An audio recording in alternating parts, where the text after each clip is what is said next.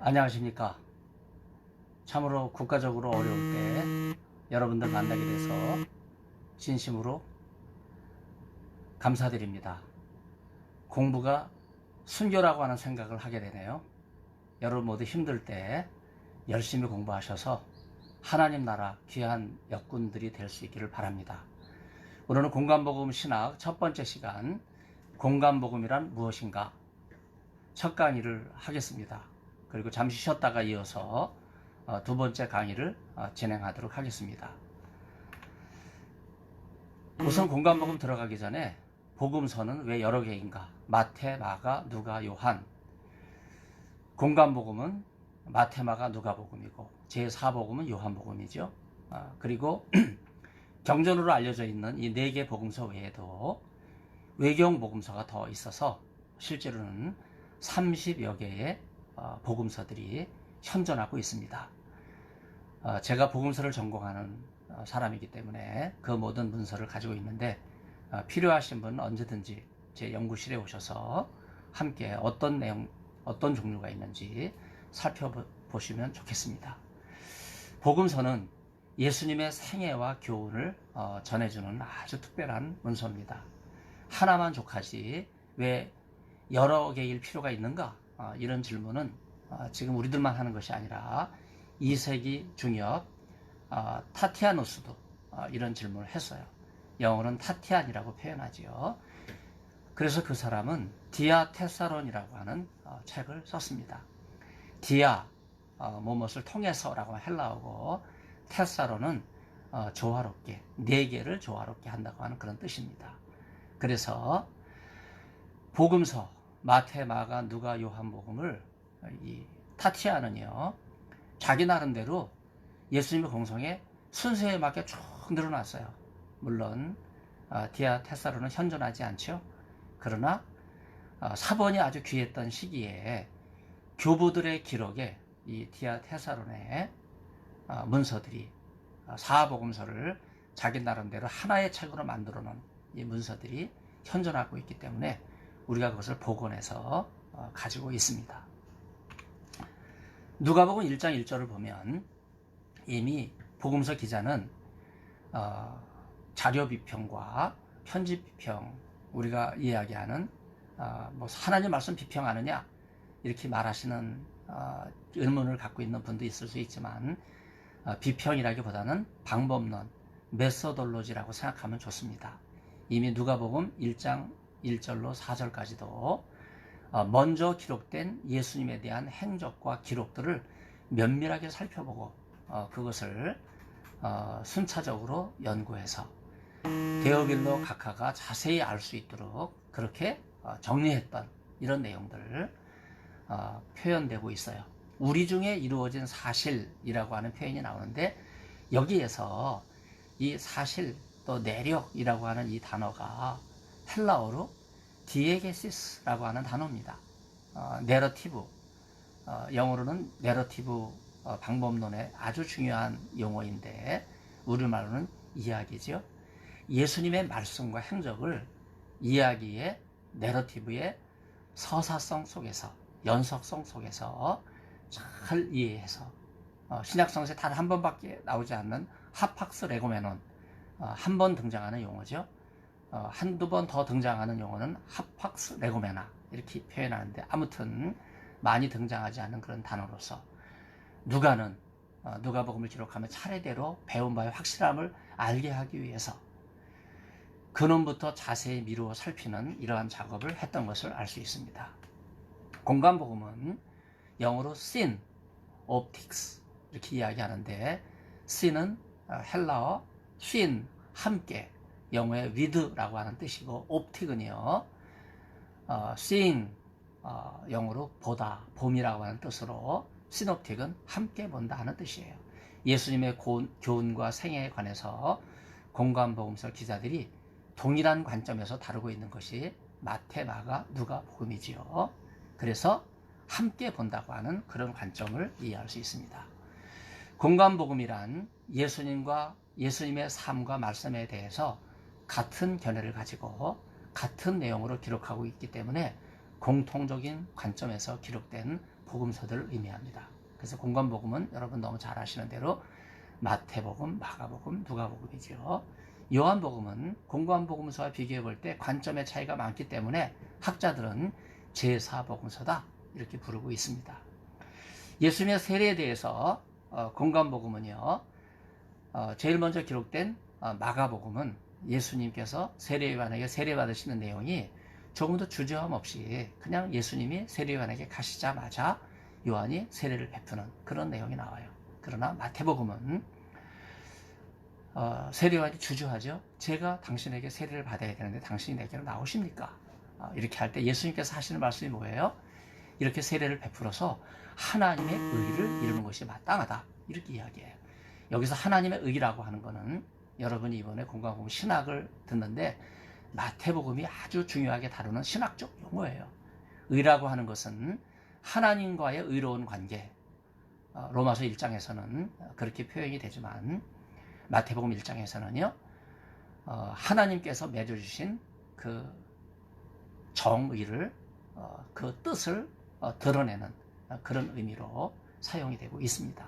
그래서 같은 디카이오스인의 의라고 하는 단어라고 해도 신학적으로 바울의 로마서와 마태복음에서는 다르죠. 그래서 예수님의 세례에 대해서 마태는 하나님의 의라고 하는 그런 관점에서 좀 주저하는 이런 표현이 나오죠. 누가복음은요, 예수님의 이 세례 사건이 마가복음과는 한 세대 지난 다음에 기록된 복음서이기 때문에 조금 더 다른 관점을 보여주고 있어요. 누가복음 3장 20절에서 세례요한이 옥에 갇혀요. 옥에 갇혔는데 그 후에 다음 절에서 예수님께서 세례를 받으시거든요. 그래서 예수님의 세례가 세례요한이 옥에 갇혔기 때문에 단절된, 왜 이런 이야기가 나올까? 그것은 마가복음의 제자들은 실패한 제자도잖아요. 심지어 예수님께서 부활하셨는데 마가복음 16장 8절 보면 제자들이 두려워서 아무에게 이야기도 하지 못하는 이런 상황을 언급하고 있는 부활의 증인으로 실패한 모습으로 마가복음의 끝을 내리는데, 그러나 누가복음은 좀 다르잖아요. 처음부터 무리들은 제자들의 온 무리로 이렇게 등장하면서 이야기가 전개되고 있는 이러한 내용들을 우리가 살펴볼 수 있습니다. 그런 점에서 요한복음은요, 예수님의 세례 이야기가 나와요. 분명히 요한이 세례를 베풀고 예수 세례를 받는데 중요한 거는요, 요한복음 1장을 보면 누가 누구에게 세례를 베풀었는지 분명하게 나와 있지 않습니다. 그래서 복음서가 공관복음서에서도 예수님의 세례에 차이가 있고 요한복음에는 제사복음이 더 차이가 있는데 이걸 신학적으로 규명할 필요가 있어요. 여러분이 공관복음 신학을 요한복음과 비교해 볼 때도 이 문제는 결코 쉽게 해결할 수 없는 이런 문제라고 생각합니다. 또 광야 시험도 공관복음에는 기록되어 있지만은 요한복음에는 안 나오죠. 그런데 공관복음에 기록되어 있는 예수님의 시험 이야기도 달라요. 마가복음은 간단하게 나오죠. 그런데 미완료, 과거 진행 형태를 사용해서 예수님께서 40일 내내 시험을 받으시고 40일 내내 줄이시고 40일 내내 어려운 가운데 있었던 이런 내용, 그런 점에서 마가복음의 예수님의 광야 시험 이야기는요, 그 강도가 구절은 짧지만은 굉장히 강렬해요. 40일 금식하고 줄이셨는데 내내 시험 받으시는 걸로.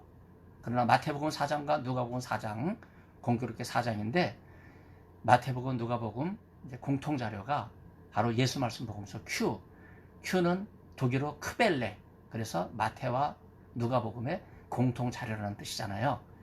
그런데 이 공통 자료임에도 불구하고 마태의 시험 이야기 3가지, 또 누가의 시험 이야기 3가지 순서가 다르잖아요.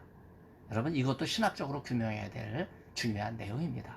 그런 점에서 여러분, 단순하게 예수님 광야 시험 이야기도 그냥 넘어갈 것이 아니라 왜 신학적으로 이렇게 마태, 마가, 누가 공관복음서도 같은 관점이 다르냐 하는 것을 여러분들이 신학적으로 규명할 필요가 있습니다. 공관복음의 비율에 대해서는 이건 뭐 정확한 거기 때문에 제가 그냥 여러분에게 참고로만 알려드립니다. 마태복음 58%가 마태, 마가, 누가 공통이고 42%는 마태에만 있는 특수자료예요. 마가복음은 93%가 마태, 마가, 누가에 다 있죠. 단지 7%만 마가복음에 있습니다. 누가복음은 41%가 마태, 마가, 누가의 공통인데 59%는 누가의 특수자료죠. 흔히 존도구투라고 이야기하는데 독일어입니다. 마태의 특수자료, 누가의 특수자료 이렇게 이야기할 때 존도구투, S라고 하는 단어로 표현하는데 바로 마태의 신학, 또 누가의 신학을 바로 이 마태의 특수자료와 누가의 특수자료가 강화하고 있지요. 역시 마가복음의 7%도 마가복음의 특수자료라고 볼 수 있어요. 그래서 마가의 특징을 강화하는 그런 내용이기 때문에 이런 내용도 여러분이 공관복음은 신학에서 규명해야 될 그런 내용이라고 생각합니다. 제4복음서 요한복음은요 8%가 마태, 마가, 누가복음에 있어요. 나머지 92%는 요한복음에만 있죠. 그래서 요한복음은요 요한 특수의 신학이 있어요. 성령도 요한복음은 보혜사로 나오지 않습니까? 파라클레토스. 그래서 보혜사는 요한복음 14장, 15장 이렇게 등장하는데 이 보혜사 성령은요 요한일서 2장 1절에서 대언자라는 말과 똑같아요. 요한복음은 보혜사, 요한일서는 대언자 이렇게 되어 있지만 헬라어로 읽으면 다 파라클레토스거든요. 그래서 요한복음의 성령론은 파라클레토스다. 이것이 왜 요한복음에서는 보혜사로, 요한일서 2장 1절에서는 왜 대언자로 되어 있는지 그것도 신학적으로 규명해야 될 중요한 내용이라고 생각합니다. 그럼 공관복음서 중에서 마태복음 먼저 간략하게 총론을 말씀드립니다. 마태복음은 28장이죠. 전통적으로 마태는 저자가 세리 마태입니다. 그 성경 구절을 여러분들이 PPT에 참고해 주시고 또 세리가 소명을 받는 이런 작업은 제가 신금을 올려요. 특별히 갈릴리 바다에서 고기를 잡던 베드로, 안드레, 야고보, 요한 이 네 사람은요 그냥 사적인 일에 종사하고 있었잖아요. 그러나 세리 마태는요 공적으로 세관에 앉아있는 공무원이에요. 그런데 그는 공무원 자리에 앉아 있으면서 예수님이 갈릴리 호수에서 제자들을 부르신 이야기를 알고 있었어요. 그리고 이미 예수님께서 갈릴리 공생의 초창기에 많은 병자를 고치신 이야기를 알고 있습니다. 그때 예수님께서 세리 마태에게 탁 다가왔을 때 여러분 세리는요 참 엄청난 도전에 직면한 거예요. 내가 이 공무 집행 중에 있는데 이걸 떠나고 즉각적으로 주님을 따른다. 여러분 이거는요 공무지 이탈이기 때문에 공무원 징계감이에요. 자, 여러분 제가 이렇게 이야기하니까 좀 예수님의 그 내러티브 생생하게 들려오지 않습니까? 상상력을 발휘해서 여러분 성경을 읽으면요 세리 마태의 결정이 결코 쉬운 게 아니에요. 그러나 세리는요 공적인 장소에서 주님의 부르심이 임하게 됐을 때 따라 나섰습니다. 이것이 제자도의 위대한 모습이죠. 마태복음은 특히 오경적 구조라고 이야기하죠. 이것도 마태복음을 신학적으로 분석하는 겁니다. 창세기, 출애굽기, 레위기, 민수기, 신명기, 모세 오경이라고 이야기하는데 마태복음에서 예수는요 제2의 예수님의 모습으로 그려져요. 그래서 이스라엘 백성들을 애굽 종살이에서 구해내고 광야 생활, 고달픈 광야 생활, 또 시내산에서 십계명을 받고 율법을 받는 이런 모세율법 너무나 중요하지 않습니까? 이스라엘의 법체계의 근간이라고 말할 수 있어요. 바로 마태복음은요 이런 오경적 구조를 통해서 5개의 특징적인 단어가 반복해서 나오죠. 예수님께서 이 말씀을 마치시고 라고 하는 말이 마치 약속이나 한 것처럼 5번이나 나오는데 이 말씀을 기준으로 해서 여기 성경 내용 서론적인 이야기 다음에 새로운 공동체에 대한 더 높은 의, 선교에 대한 예수님의 가르침, 비유로서 예수님의 가르침, 용서와 교회 규율에 대한 예수님의 가르침, 다가올 심판에 대한 가르침, 이 5가지 내용으로 이어지는 마태복음의 오경적 구조는 굉장히 특징이 있습니다. 특히 마태복음은요 교회의 책이라고 말할 수 있어요. 특별히 교회라는 책이 3번이나 언급되지 않습니까? 16장에 1번, 18장에 2번.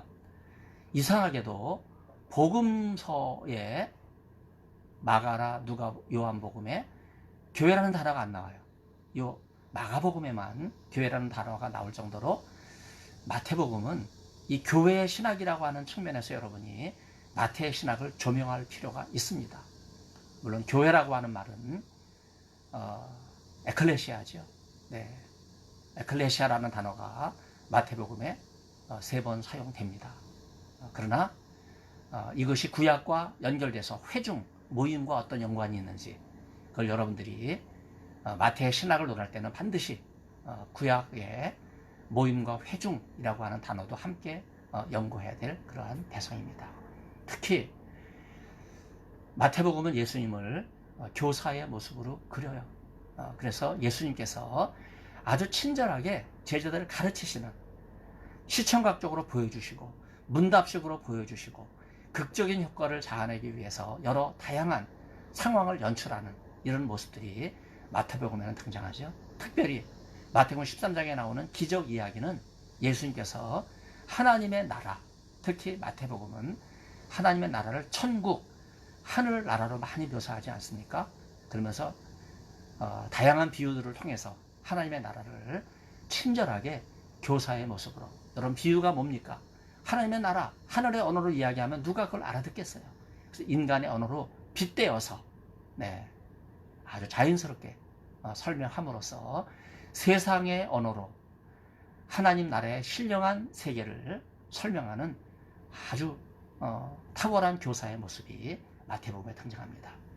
이러한 모습은 새로운 율법을 제시하는 새로운 모세, 제2의 모세라고 하는 예수님의 모습을 우리에게 보여주고 있습니다.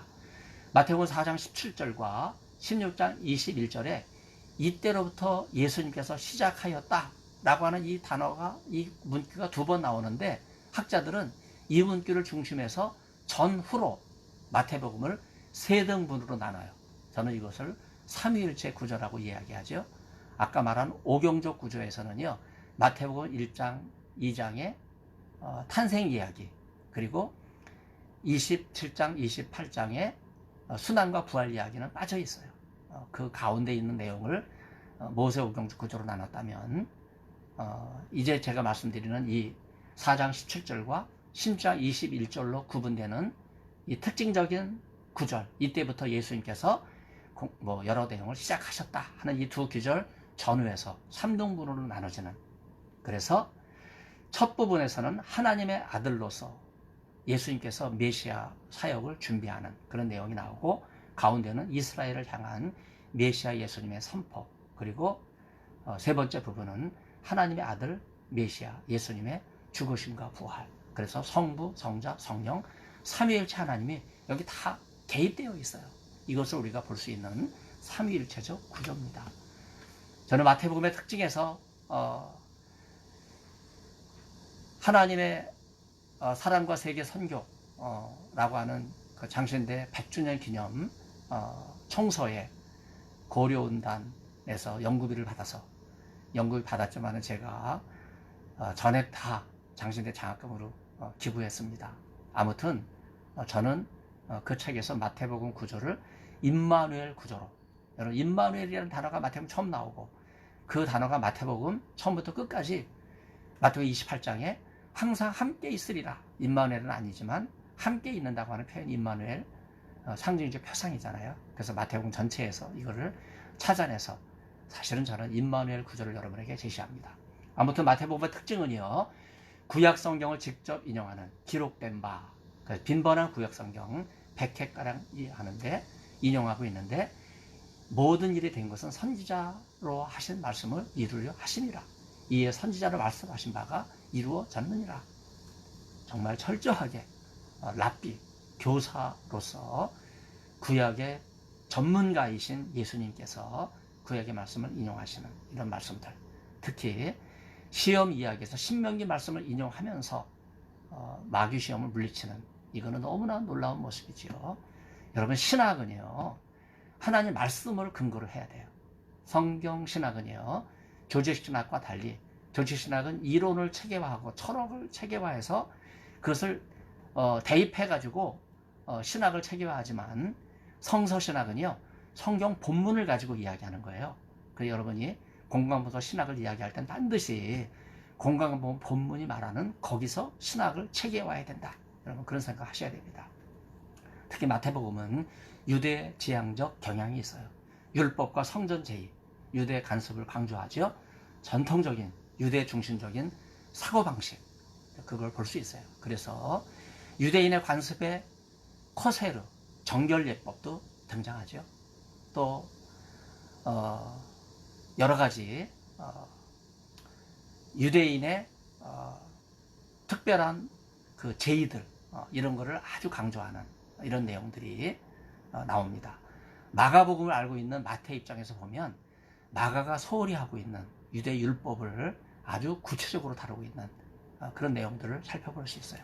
이것은 마태복음의 특수절에서 온 건데, 사실 마태복음 특수절에는 예수 말씀 복음서 Q가 유대적인 경향이 강하거든요.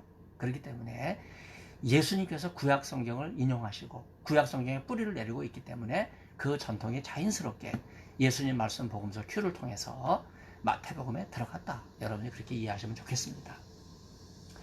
윤리적인 행동을 강조하는데 선한 행동에 대한 보상이 따르는, 그래서 상급을 이야기하는 그런 규절들이 많이 나와요.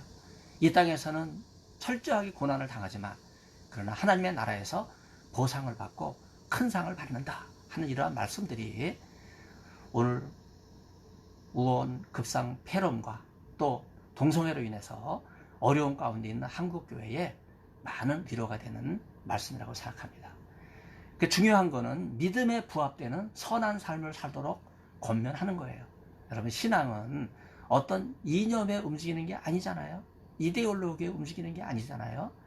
하나님 말씀인 신앙의 근거를 두고 있는 것이 바로 올바른 신앙인의 자세입니다. 그런 점에서 여러분이 공관복음 신학을 연구할 때 그동안은 본문의 의미만 캤는데 본문의 신학적 내용을 구체적으로 드러내는 이런 작업을 한다는 것이 여러분의 과제입니다. 특별히 행함에 있어서 믿음을 강조하는 이러한 모습도 어떻게 보면 야고보서와 비슷하죠. 그래서 마태복음에 나더러 주여 주여 하는 자마다 다 천국에 들어갈 것이 아니요 하나님의 뜻대로 행하는 자에 들어가리라. 그래서 믿음의 실천을 강조하는 이런 모습이 어떻게 보면 공성애를 사신 예수님의 모습, 피는 물보다 진하다 그러는데 예수님의 형제인 야고보가 이런 모습을 간직하고 있는데, 그런 점에서 야고보서는요 마태복음을 많이 인용하고 있어요. 그 다음에 교회적인 관점, 아까도 말씀드렸는데 교회라는 단어가 3번 나오고 선교적이며 교육적 훈련에 관심을 많이 기울이고 있고, 예배시에 사용될 수 있는 내용들, 주기도문도 대개 나라와 권세의 영광이 아버지께 영원히 있사옵나이다 하는 이 규절이 누가복음 11장 2절로 4절은 없잖아요. 누가복음 주기도문 간단하죠. 그러나 마태복음 주기도문은 예배 예전 신학을 강화하고 있어요. 그런 점에서 예배 신학적으로도 우리가 이 마태복음을 깊이 연구해 볼 수 있습니다. 모범적인 제자도의 모습을 강조하죠. 그래서 마태복음은요 반드시 확인하세요. 실패도 확인하고 성공도 확인하고 왜 너희 가운데 믿음이 없느냐 이렇게 책망하시기도 하면서 믿음이 적은 제자들을 교훈하시는 이런 내용들은 결국 반대로 믿음을 강화하는 그런 내용이라고 말할 수 있습니다.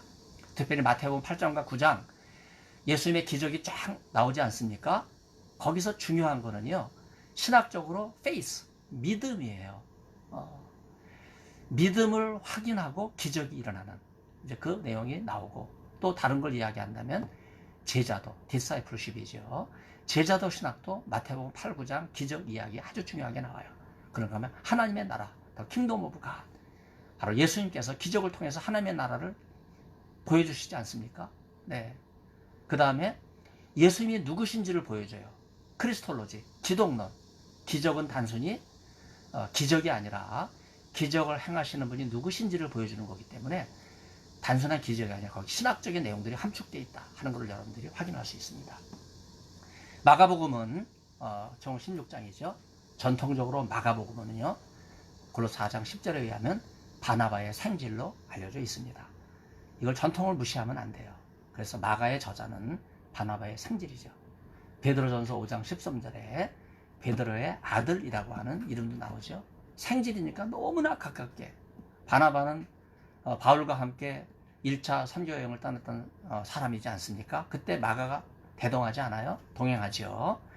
그런 점에서 최초로 마가는 베드로에게 아들로 여겨질 정도로 신실했던, 나중에 브로팜에서 이렇게 세워지지만요, 나중에 베드로 전후서를 보면 마가가 이집트 카이로에 가서 교회를 세워요. 그때 베드로를 알렉산드리아 또 카이로에 초대하지요. 거기서 베드로는 비두니아 본도 뭐 이런 갈라디아 바울의 선교지 베드로는 가보지 않았어요. 그러나 마가를 통해서 바울의 선교지에 대한 보고를 듣습니다. 또 실루아노, 사도행전 16장에 신라라고 나오는데 똑같은 사람이에요. 바울의 2차 선교 전도 여행에 동행했던 사람인데 바로 이 실루아노를 통해서 또 바울의 선교지를 듣습니다. 그때 베드로는 베드로 전후서를 기록해서 바울이 해결하지 못한, 지역 선교사 바울이 해결하지 못한 중요한 이단에 대한 또 동성애라든지 여러 신학적 현안들을 감독으로서 해결하는 이런 내용들이 나옵니다. 그런 점에서 우리는 공관복음서를 공부하지만 바울 서신과 베드로 전후서도 연결할 수밖에 없다고 하는 그런 내용들을 여러분이 한번 신학적으로 깊이 생각하셔야 돼요. 디모데후서 4장 11절에 의하면 마가는 바울의 선교 동역자였던 인물입니다. 그만큼 아까도 얘기했지만 잠시 다퉈서 갈라졌지만 다시 헤쳐 모이는, 그래서 충실한 선교 동역자로서 초기교회에 아주 중요했던 인물이 바로 마가입니다. 마가복음의 중요성은 마가복음을 기록했기 때문에 복음서 가운데 첫 번째로 기록된 책이라고 하는 점에서 중요하죠. 복음서 장르를 가능하게 한 효시가 되는 책이죠. 경전 순서로 따르면 제2복음서인데 신약에서는 첫 번째 기록된 복음서, 또 하나 마태와 누가복음 공통자료 Q 크벨레라고 말씀드렸죠. 독일어 자료라는 뜻입니다. 이 공통자료는 마가가 알지 못하는 또 하나 최초의 복음서예요. 예수님의 사역에 관한 역사적인 기록을 Q와 마가가 보존하고 있습니다. 마가복음의 특징은요, 기적과 치유가 많이 나오죠. 특히 기적과 치유에 이어서 축기, 엑소시즘, 귀신을 쫓아내는 이런 장면들이 나옵니다. 제가 10년 반 담임 목회 경험이 있는데 귀신을 쫓아낸 적도 있어요. 동영상 강의를 하니까 허튼 소리 하지 않겠습니다. 그런데 귀신을 쫓아내니까 교회가 부흥되더라고요. 하나님이 저를 통해서 삼위일체 하나님 역사하신 것을 저는 확신합니다. 마가복음의 678 구절 가운데 3분의 1이 기적 이야기예요. 특히 4분의 1, 18개 단위가 문학 양식으로 기적 이야기에 속해 있습니다.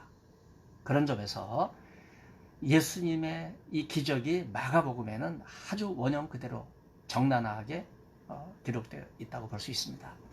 알란 리차드슨, 예수님의 기적이라고 하는 책을 썼는데 이 자유주의 학자죠. 이 사람은 예수님의 기적을 믿지 못하니까 예수님의 기적을 설명하면서 예수님의 비유처럼 설명했어요. 잘못된 거죠. 예수님의 기적은 역사의 한복판에서 직접 일어난 놀라운 구체적인 실제 사건입니다. 알란 리차드슨은 이걸 믿지 못하니까 기적을 설명하는 비유처럼 의미, 우화적으로, 알레고리로 해석했던 그런 우를 범하고 말았습니다.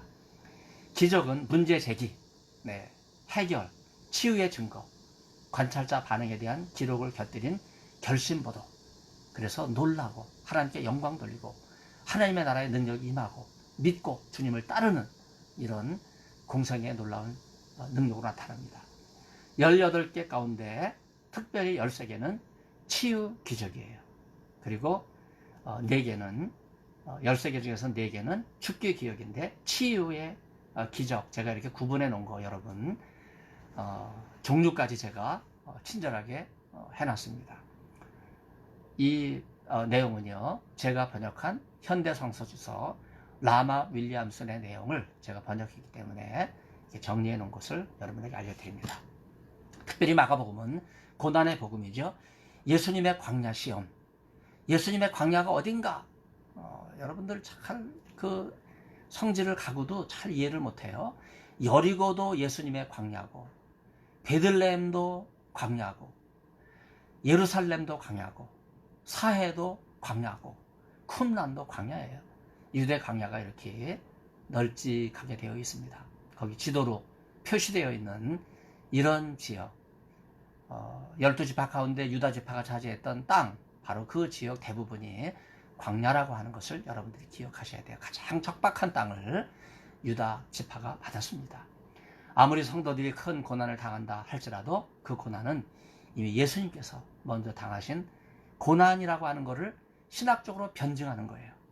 그런 점에서 고난을 이긴 성도들에게 위로를 주는 십자가의 고난, 바로 이 십자가 신학이 있을 때 영광의 신학, 부활의 신학이 온다고 하는 것을 우리는 연결할 수 있습니다.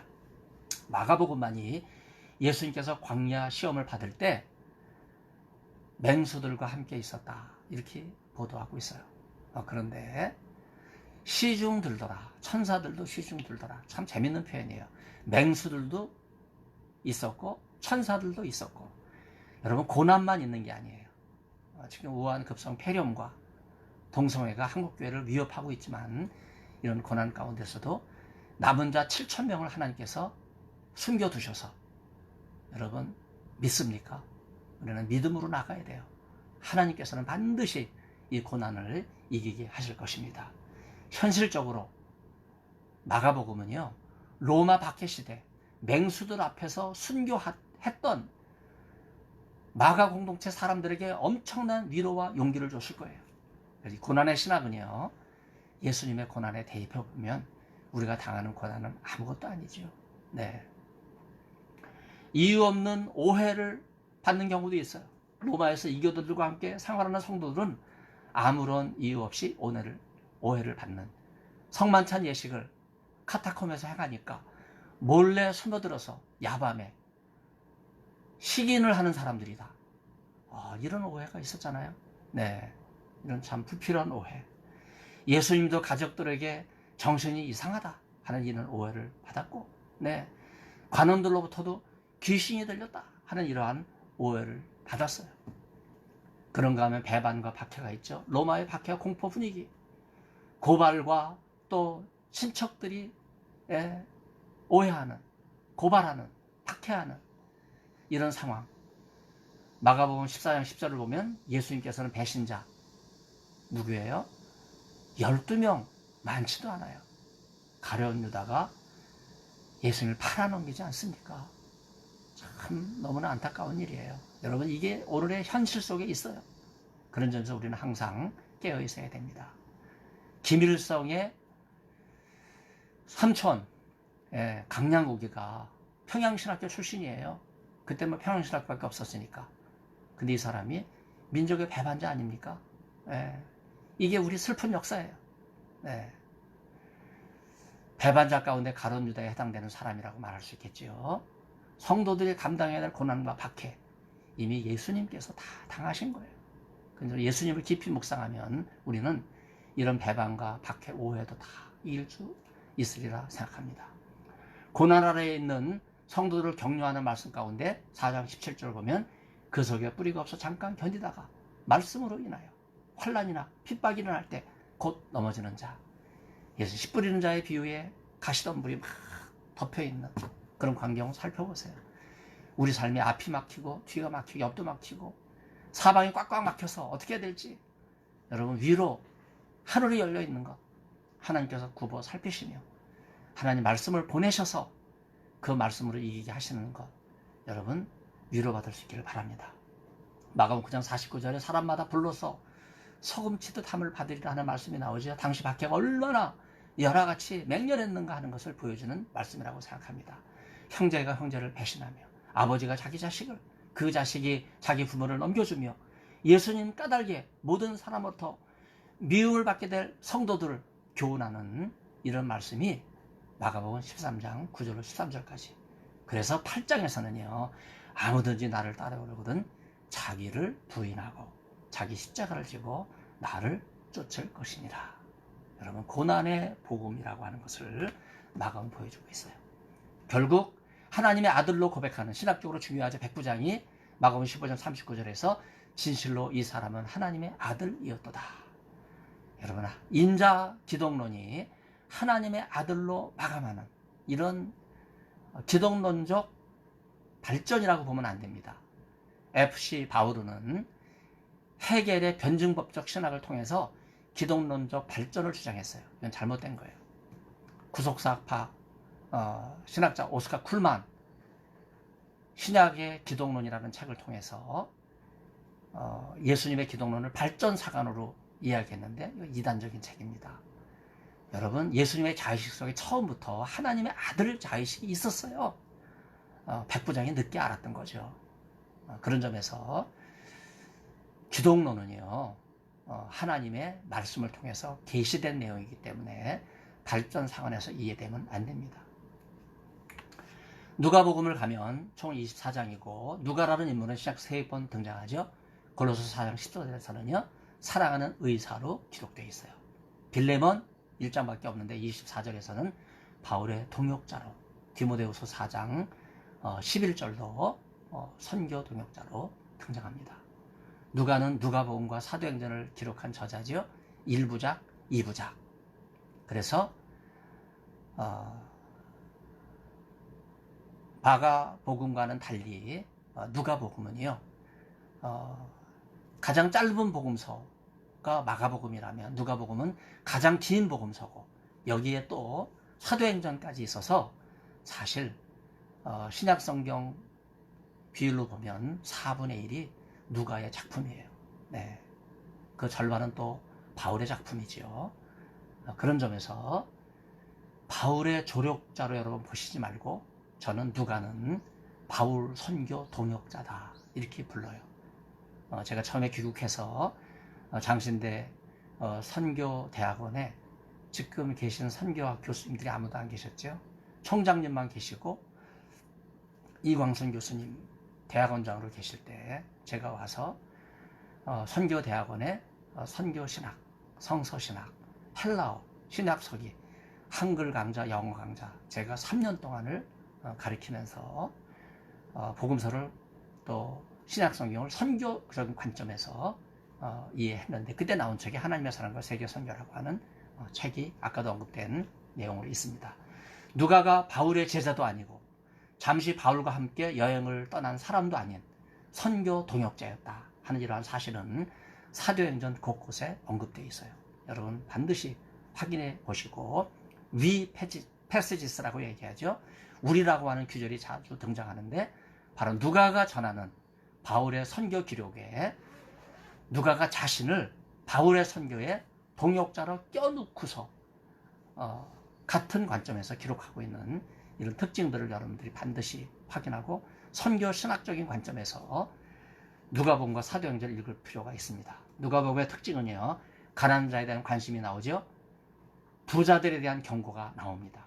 가난한 자의 축복 선언과 더불어 부자에 대해서는 저주 선언이 나와요. 마치 신명기에 복과 저주가 가난한 자와 부자에게 딱 제시되는 이런 내용들이 누가복음에 나옵니다. 또 세리와 죄인에 대한 관심이 나오죠. 소외되고 버림받은 존재인데 바리새인과 세리의 비유가 누가복음에만 등장하죠. 또 소외된 사람 가운데 여인, 그 당시 여인들은 그야말로 제가 연구해 보니까요, 누가복음과 사도행전 저자는 남성이에요. 그럼에도 불구하고 여성 경향성을 가진 신학을 제가 발견했어요. 그래서 한국연구재단에 신청해서 누가 저자의, 내재 저자의 여성 경향성, 정확한 제목은 오래돼서 기억이 안 나는데 이런 연구가 학진 연구비를 받아서 한 적도 있습니다.